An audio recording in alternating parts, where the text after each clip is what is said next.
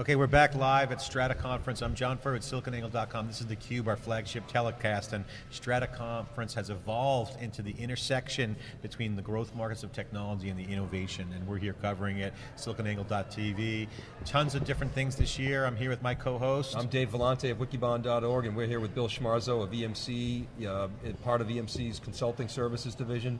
Bill, welcome back. Thanks. Last time I saw you, we were at the EMC CIO conference, which was kind of an interesting event, and we had you hosted a little breakout session with the CIOs, and it was an interesting discussion, wasn't it? Oh my gosh, yeah, and I think what's been exciting is how from that event, how many things have started to just explode around us.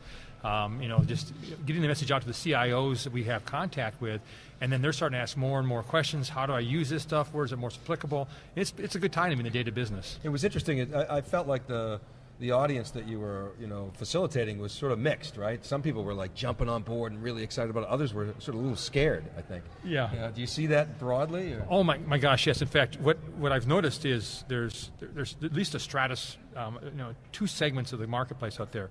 There's the companies out here like in the Bay Area, the Facebooks, the Yahoo, the Twitters, all those sort of folks who sort of are all in on big data.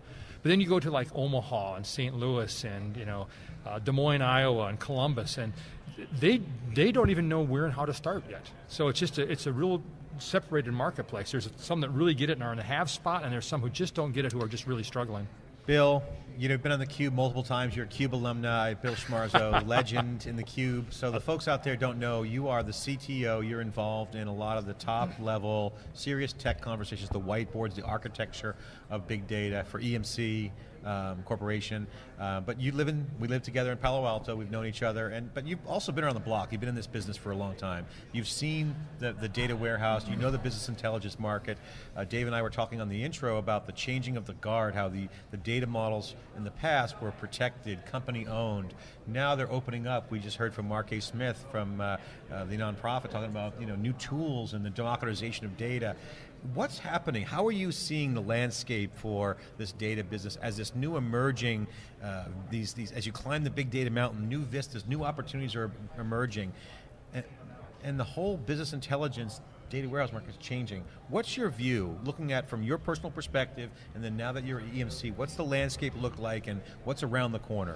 So John, I think that's a great question, and in fact, because I come from that BI data warehouse background, a lot of my former clients and friends and contacts ask me lots of questions about, hey Bill, I know you're in the big data space, you've been in the BI data warehouse space, what does this mean to us?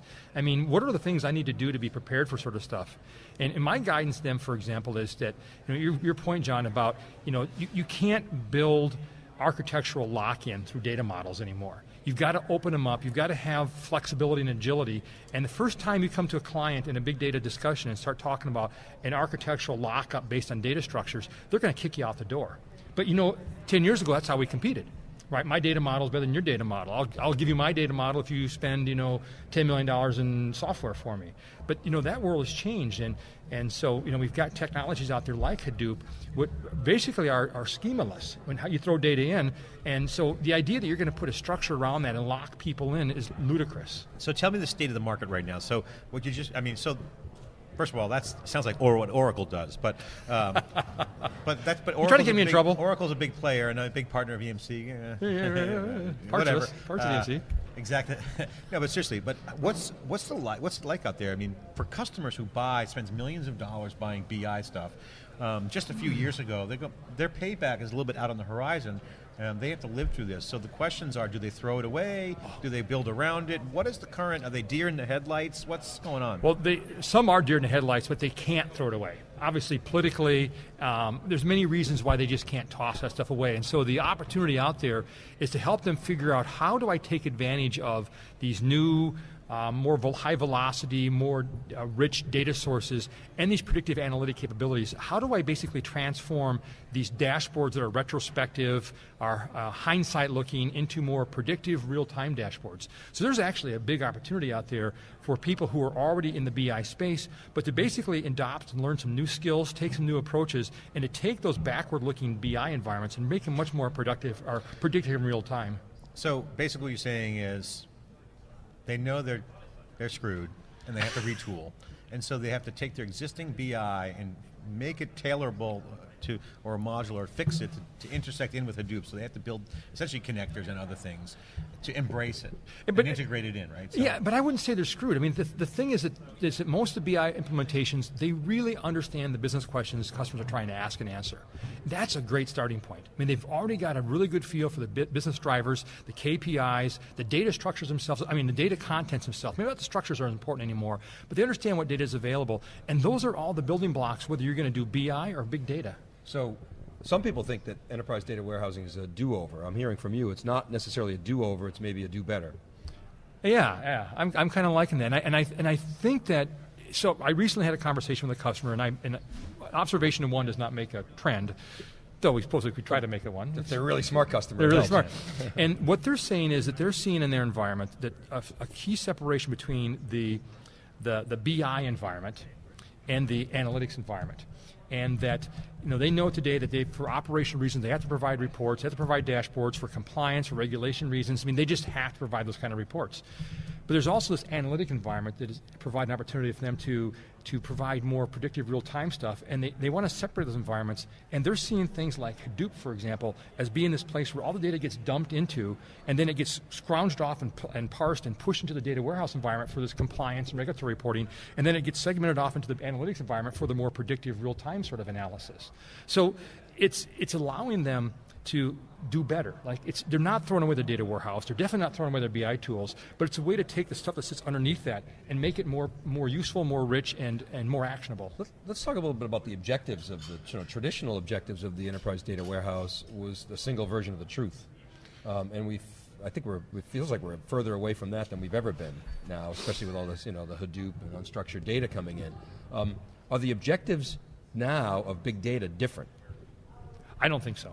You still think it's a single version of the truth? I think if Bill Schmarzo walks into U.S. Bank, and the clerk there should know as much as possible about Bill Schmarzo, right? Should know all the accounts he's got, all the credit cards he has, should know about what his family holds, and you want to augment that with, what are his interests socially? He's a baseball fan. He should connect with these sort of people here. So what are things? How do I take that single version of truth in my CRM system, for example, that I've spent millions and millions of dollars to build out, and how do I augment that? And so I don't see in many places where companies who are dealing with customers, that's still the gold for them. And so I don't see that becoming a throwaway. And do you feel like the use cases may be somewhat different in terms of maybe not so much an emphasis on reporting, that'll stay, but it's more on, okay, how do we actually sell this person something? Amen. It's all about actionability. It's all about how do I take what I know about this person and their cohorts, for example, so I make sure that I prescribe the right products, the right services that make the most sense to them to get them to buy more.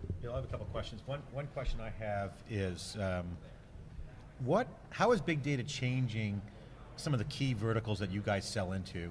And how is big data changing the EMC vertical as a business? So two-pronged question there. One, out in the customer base, good financial, healthcare, and et cetera, we're seeing all kinds of conversations here at Strata and all in the Silicon Valley community is all about healthcare, from politics to journalism. Data's changing everything. So in the verticals, what specifically is data? Is data a one-size-fits-all, it's the same change everywhere, or is it change by vertical? It's definitely a change by vertical, but it definitely is impacting each of the different verticals. Let's give me an example, healthcare, for example. So I'm working with a healthcare provider, and the challenge they have isn't necessarily the advanced analytics. Their first issue is, how do I take advantage of all these disparate data sources? How do I virtualize data that's both inside my organization and outside of my organization?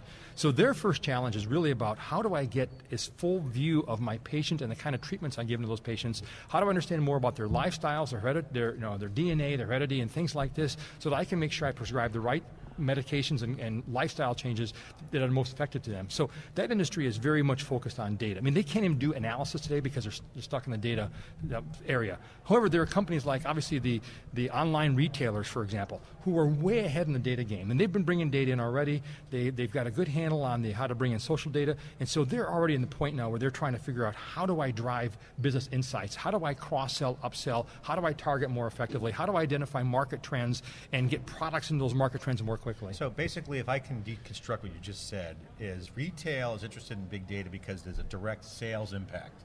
Where healthcare, it's HIPAA, it's like IT, old IT. I mean, most healthcare have a ton of IT spend, but they're not refreshing a lot. I mean, they're refreshing just for the sake of growing their business. Is that the truth? Is that the case, or is it more of now everyone's top line driven? Well, I think healthcare, and a couple of the our people I talked to in that space are firm believer they're between 60 to 70% of the money they spend in healthcare is wasted. So there's a huge operational efficiencies they think are out there. Challenge number That's one. worse than IT. Yeah, it is. I mean, there's a lot of over-treatment, under-treatment, mistreatment, fraud, all kinds of things that go on in that space, and it all relates back to the starting point to be able to bring this data together. Right? How do I know, for example, that there is a collection of doctors down in Florida who are artificially charging me a bunch of different services never rendered? Right? If that data is buried in 8 different systems, it's hard to spot that. If I bring it together, that stuff surfaces right away. And so, I guess my point is there are some industries that are really wrestling with some data issues today, and some industries have already kind of solved that or have gotten a good handle on that, and are now really trying to go to the next level as far as the analytics aspect. It's kind of like when you get to it's a fireman when he gets to the house. It's like the house is death smoke, and which room do you start? You start with the one with the most flames. What is your view on the current customer landscape that you guys work with and you consult with? What room is on fire? You start with, you got to take care of that first, and you get to the other rooms later. First of all, get everyone out of the house, right? Yeah. Get all the kids out of their room.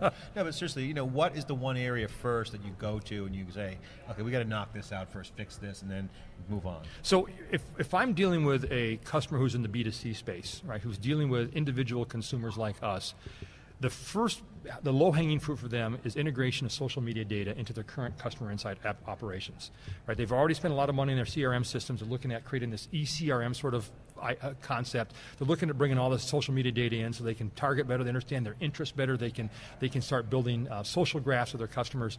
And so in the B2C space, the thing that I see first and foremost is integration of social media data to have better customer insights. On the other side, is companies that are really concerned about operational efficiencies. This is where the healthcare companies would fall in. This is where utilities fall in. Anybody who's got a network of devices, whether they're ATMs or kiosks or servers or wind turbines or such, they're trying to figure out how to drive operational effectiveness across their network. So whether it be predictive maintenance, being able to figure out forecasting capacity and things like that. So there's kind of I'm seeing two distinct markets today. Again, the B2C space is really understanding more about their customers. The operational space is how do I leverage this machine-generated data to really operationalize and make more effective my operations. All right, well, my final question then, Dave, you can take it away, but this is more of a philosophical one. So how from the Bill Schmarzo perspective, how is big data changing the world? Man, John. Or how will it change the world? Well, how is it changing the world, and how will it change the world? How will our world be different, and what does it enable? What kind of change are we going to see? It could go a couple of ways, right? It could go evil, right? Where people know more about you, and everything you thought was private about your life is now public domain and available, and there's that big brother aspect of it. I actually don't think that's a likely opportunity. I think what's going to happen is that we're going to see a renaissance in the sense that companies are going to know more about us and give to us that which is relevant.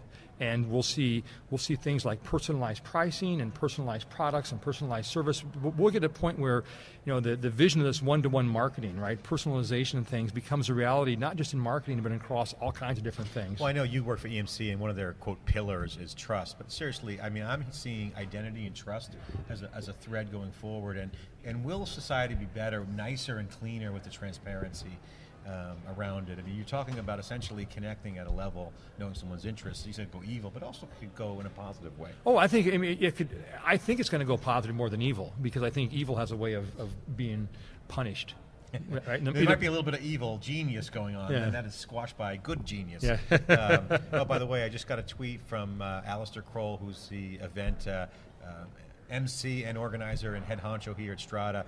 He says, Schmarzo was excellent at Jumpstart, which is the program you just did for the MBA school, Data MBA. He could be the dean of a Data MBA school.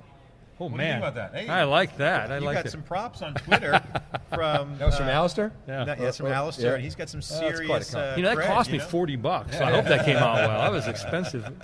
That's a drink. Nice schmooze, Alistair. Now, we appreciate it. Now, John, Bill's going to be back here with us on Thursday. You're going to kick off the morning with us Yes, on Thursday. yes. We're going to talk about techniques for big data analytics. We're going to go deeper in here. So I don't want to steal your thunder there, but I Yeah, just we're want going to to go give a into little some of preview. the jumpstart things that the talk Yes, you gave. yes, yeah. A little drill down into use cases. That's more of a practical view of it. Here's just more just shooting the breeze about tech. Yeah, I just walking by and you guys dragged me in here and trying to abuse me. We take care of CUBE alumni. See, it's like the Stanley Cup. Your name's engraved at CUBE year 3. I'm honored. Yeah. I'm honored. Well, thanks for coming by.